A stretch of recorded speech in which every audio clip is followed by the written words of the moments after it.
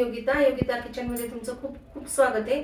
आज मी तुम्हाला कोथिंबीरचे शेंगोळे दाखवणार आहे आणि माझ्या चॅनलला तुम्ही नवीन असाल तर लाईक शेअर आणि सबस्क्राइब करायला विसरू नका। शेंगोळ्यांसाठी लागणारे साहित्य इथे मीठ घेतले, मिरची घेतली, हिंग घेतला आहे, लसूण घेतला आहे आणि इथे जिरं घेतलेले आहे।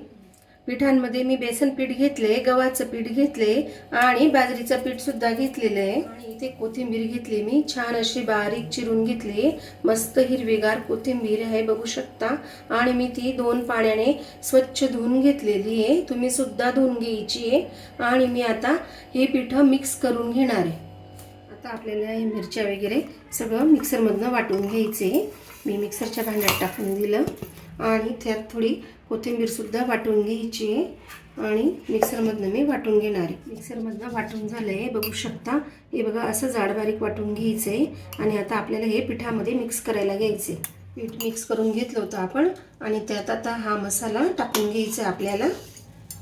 आणि यात मी कोथिंबीर सुद्धा मिक्स करणार आहे। सर्वात प्रथम आपल्याला थोडीच करायची आहे आणि हे छान असं मिक्स करायचं आहे आणि मीठही घालून घ्यायचं आपल्याला। जवळजवळ मी इथे 3 चमचे मीठ घालणार आहे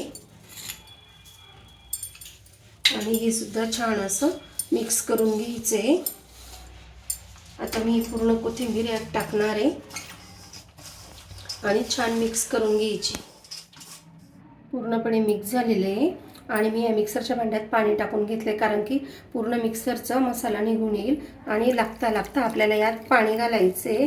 तुम्ही बघू शकता आणि छान असा डो तयार करून घ्यायचा आपल्याला।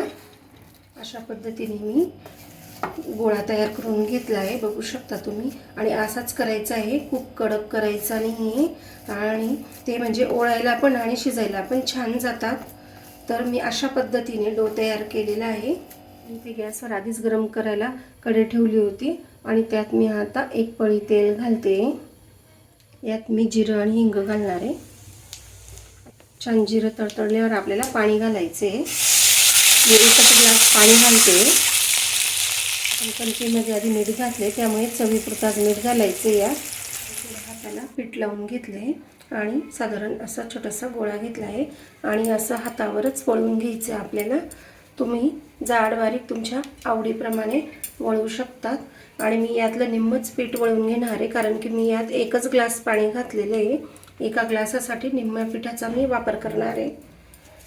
असे सगळे शेंगोळे आपल्याला वळवून घ्यायचे आहेत। छान असे शेंगोळे वळवून झालेत आपले बघू शकता।